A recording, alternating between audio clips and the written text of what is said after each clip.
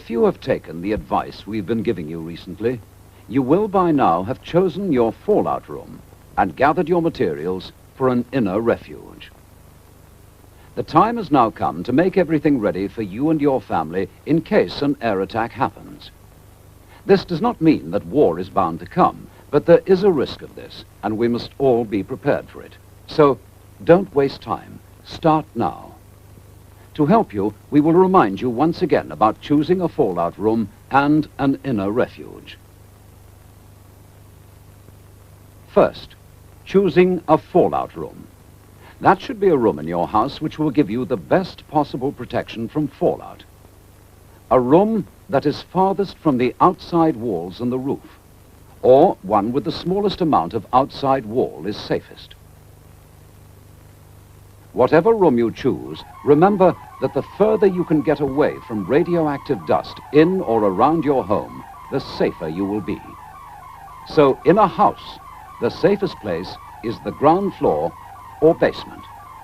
In a block of flats, do not shelter in the top 2 floors if the block is 5 floors high or more. Go to the lower floors, ground floor or basement.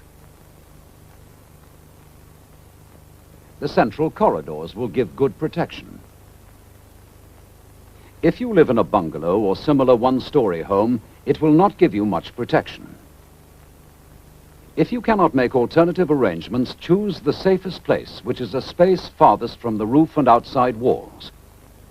And now a reminder about your inner refuge. We have told you that your fallout room should be the safest place in your home. Even this is sometimes not safe enough, however, particularly for the first 2 days and nights after an attack, when the danger from radiation could be critical. So you need, inside your fallout room, an inner refuge, a fortified area to give you greater protection during the worst of the attack. The inner refuge should be thickly lined with dense materials to resist radiation, away from outside walls if possible. Now for its construction. Make a lean-to with wood, resting against an inside wall. Use boards or doors taken from their hinges. Stop them slipping down the wall by nailing a strip of wood to the floor like this. Cover them with dense material and fix some rope around it so that it won't slip.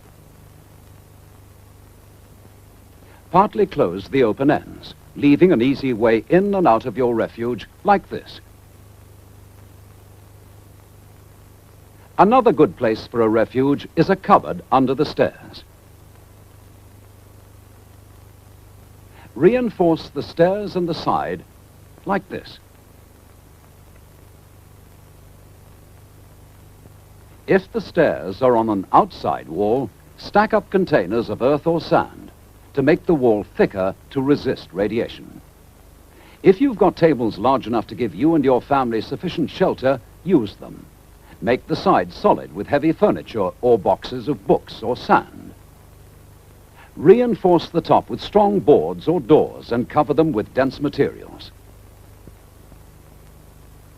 More details are given in the booklet, Protect and Survive. If you haven't got one yet, get one from the post office now. And start right away making your home and your family as safe as possible from nuclear attack. Start now on your fallout room and inner refuge. Thicken the floor above your fallout room. Start blocking windows, doors, halls, passages. Thicken the outside wall if your fallout room is against it. All these things can save your life. Start now.